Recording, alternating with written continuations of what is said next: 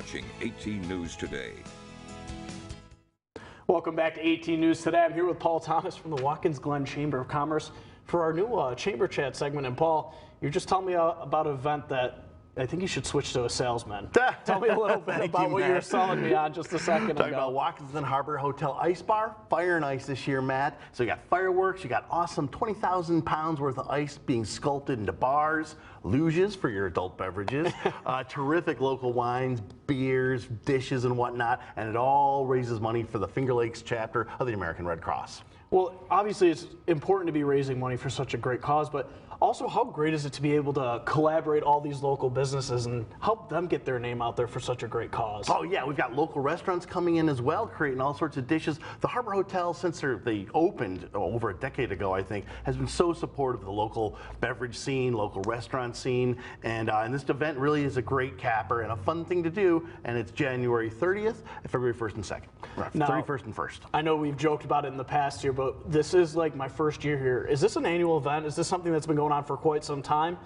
Yeah, definitely. I think it's in its 10th year maybe now, Matt. Wow. And it sells out. Saturday's already sold out. Just for tickets, you can buy packages with tickets, but the tickets and Friday will sell out, and Thursday will too, likely because of those great fireworks that we're putting on. So tell me a little bit, and the community, about how they can get their hands on some tickets before they're gone, because I'm curious. You must go. I think, Matt, you got to bring Fontaine too. Well, you're gonna have to set some tickets aside. We will do what we can. Rate. Watkins Glen HarborHotel.com is a place to go, and they've got special room rates available for Thursday night, January 30th. So make sure you ask for Chamber Night room rate. Now, I guess we're gonna kind of go into more about the actual event.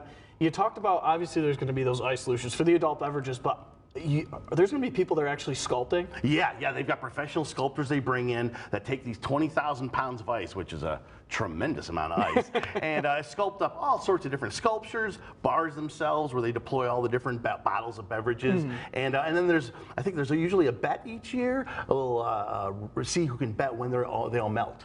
Oh, really? Yeah, because they leave them up after the event, of course. There's no sense taking such beautiful sculptures down. Well, is there like I guess, is it more for bragging rights for those sculptors? Yeah, well, definitely. The sculptors do a great job, but it's more just the fun of kind of keeping the fun of the event and keeping the American Red Cross in front of people's minds throughout the rest of the fall. I was going to say, you don't even need the adult beverages. It's literally, I've been fortunate enough to see it, watching those people. Yeah.